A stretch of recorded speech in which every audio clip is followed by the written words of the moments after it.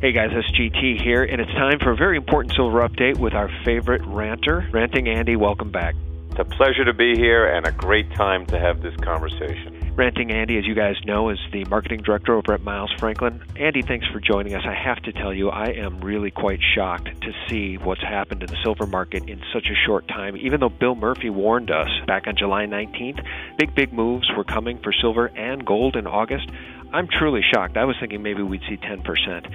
I didn't think we'd see 10 and 15% in a week. I know you wrote an article called The Ultimate Quadruple Top Breakout the other day. What do you make of this? Where are we headed?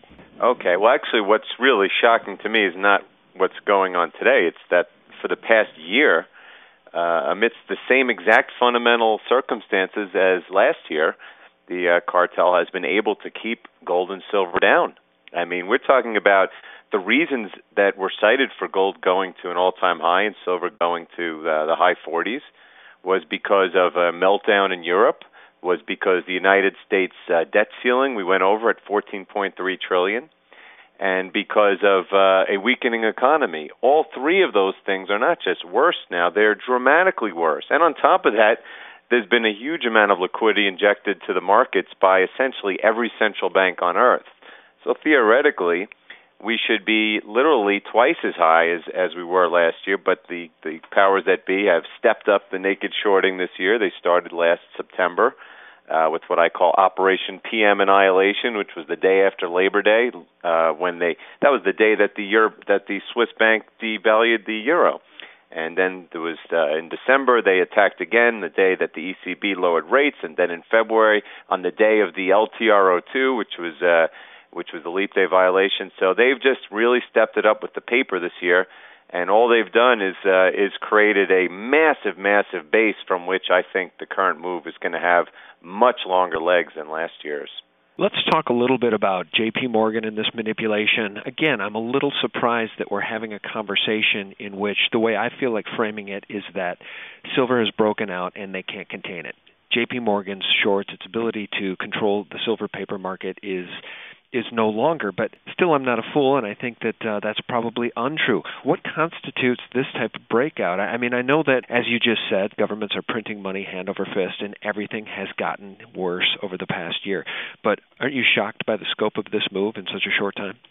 Well, look, we've gone from $26 to $30, $31. So yes, it's a sharp move in a week's time. But, you know, we were at $50 last year, and then we were back up at $45. So it's really not that big of a deal. We knew it has to get up there at some point, so, you know, it moved up $5 now. We've seen it move down $6 in 15 minutes. So for it to go up $5 in a week's time doesn't really faze me. And you talk about J.P. Morgan, again, I mean, I can't emphasize enough, this has nothing to do with J.P. Morgan. J.P. Morgan is just the messenger. This is the U.S. government. When Blythe Masters was saying we were just hedging for our customer, their customer is the U.S. government. They are the U.S. government. So I don't really care about what their short position is. I don't believe any of those numbers on the COMEX anyway. I don't believe for a second that the COMEX even has the inventory and how it hasn't been taken out yet. This is all about a battle between paper and physical demand. And the physical demand always wins. The paper, there has never been more paper thrown at this market in the history of financial markets. I mean, look at the leap day violation when they found out that there were 600 million silver paper ounces thrown at the market in an hour's time. They've thrown the kitchen sink at this market. They haven't made a dent in it. It's only a matter of time before it has the real breakout. And I'm not talking $30. I'm talking about what you mentioned before, the ultimate quadruple top breakout. Now, I wrote that article actually in February, and what I was referring to was the $50 level for silver, because most people think in terms of, well, it went to $50 in 1980, and then it went to $50 last year before the Sunday night paper silver massacre. So when we break out of that, for good, it'll be a triple top breakout that encompassed 30 years. But the thing is, if you look back in history, and I have the chart in my piece, the price of silver was above $50, basically for centuries, and I'm talking about inflation-adjusted dollars, until we had the big silver discoveries out west in Nevada and Idaho in the 1880s. And when that happened, we had a huge supply hit the market, which lasted for decades, until, of course, investment demand and industrial demand took over and eliminated that inventory. So the way I look at it, it's going to be a quadruple top breakout that goes back to 1904, and I'm pretty sure that there's no quadruple top breakouts that encompass 100 years in the history of financial markets. And you'll understand that the $800 inflation-adjusted high for silver that goes way back centuries is going to be blown away once we go to that level. Yeah, and I think to take that one step further, let's talk about what you write in your piece, which is the historic silver-to-gold ratio, which for 500-plus years was 15 to 1. And more recently, if we look at production of silver coming out of the ground, it's closer to 9 to 1, which you note in this article. The move ahead in silver could be extremely dramatic. You just mentioned it could go higher than 800. Let's talk about that ratio, and let's talk about what silver can do in the long run. Right. Well, as you said, the ratio 15 to 1 essentially emanated from the amount of silver that was produced out of the earth per the amount of gold. It was pretty constant at around 15 or 16 to 1. But as you say, silver has now become a more rare element, at least in production. It's only coming out of the ground at a ratio of 9 to 1. But more importantly, it's now all been consumed. There is, roughly 1 billion ounces of silver left above ground. That's only about $30 billion, and as Ted Butler recently mentioned, that's only about 0.5% of the dollar value of all the gold that's above ground, and it's all being consumed. Every ounce of gold is still there. So I just conservatively say that the gold to silver ratio has to fall to at least 15 to 1, and frankly, I would be surprised if it doesn't go significantly lower. And that's why I believe that $1,000 to $4,000 silver is a no-brainer at today's dollars, and of course that target goes up with each dollar that's printed. Well, let me ask you this, Andy. You've had your share of shills out there, people that like to make fun of those of us who are informed and really take the side of J.P. Morgan and the bad guys and somehow make the incredibly ridiculous claim that there is no manipulation in this market and that silver bugs are smoking some of the funny stuff. So let's address that, because when we see a marketplace in which a guy like John Corzine can literally say, I just have no idea what happened to the $1 billion, and nothing happens to him, and we can see J.P. Morgan being investigated by 11 state and federal agencies, and we can see the LIBOR scandal, which is just global. We can see HSBC and the drug laundering money scandal. I mean, it's just endless fraud. It's endless manipulation. What do you make of these shills? I guess at the end of the day, we'll have the last laugh when we see the market actually adjust back to the proper physical prices, which I think we're now in the process of seeing, right?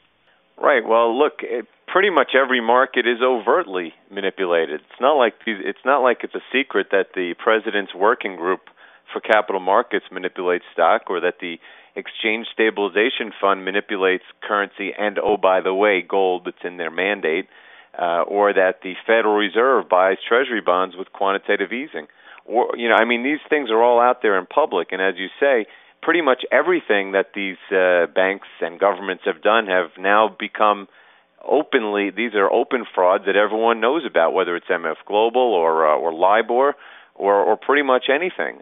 So I don't really think, I put a piece out about a week ago that's called Official Manipulation, and what I was saying was that it's gotten to the point where I think the world is starting to realize that everything is manipulated. I'm starting to see some of the people you're talking about talk about manipulation as if it's just commonplace, that everyone knows about it. And of course, gold and silver is the one thing that they're very careful to not talk about, because people have been brainwashed to say otherwise. Look, the system ends, and those people's fiefdom ends when the fiat currency system goes. So even though hints of it come out of their mouths, they're very careful not to be very overt about it. Frankly, I think that the brainwashing is so powerful that they just don't even understand. They don't want to see what's right under their nose. But look, there's more proof of gold manipulation than of all the other ones combined, and that's why it makes it so easy for people like us to accumulate it. I spoke recently with Alistair McLeod of GoldMoney.com about this September 12th deadline for the German Constitutional Court to come down with a decision on whether or not German politicians can essentially mandate that Germany, the citizens of Germany, bail out the Eurozone. At this point, it's clear that Germany, even though it was originally stated would only spend about 170 billion euro on the bailouts, at this point they've spent more than 2 trillion and are clearly on the line for spending trillions more. What do you make of what's happening in the Eurozone, what's happening in Germany? Because as we've heard Pastor Lindsey Williams warn us time and time again, when we see the euro fall, when we see the Eurozone fail, you'll have a matter of a week or two at best to make preparations because our system will fall next. The dollar will go next. Well, look, the euro is a dead man walking. And again, we talk about official manipulation. It's becoming pretty commonplace knowledge. I think everyone pretty much knows that the euro has failed, and we can read the headlines, and some of the mainstream can say, oh, well, Holland is meeting with Merkel and they're going to do something. They haven't done anything. I mean, frankly, even all these bailouts, the Spanish bank bailout, the European bailout, Draghi's I'm going to do whatever it takes. They haven't actually done anything with all this stuff going on. And if you read all the headlines out of Germany, one day I read today, that one guy, he's totally supporting the bailouts, and then Merkel says, no, we can't do the bailouts. This is just a bunch of Keystone cops that are just trying to buy a little time so they can prepare personally. Thanks for watching Part 1. Don't miss Part 2, and check out my new website, thelibertymill.com. Real news, 24/7. Thanks for watching.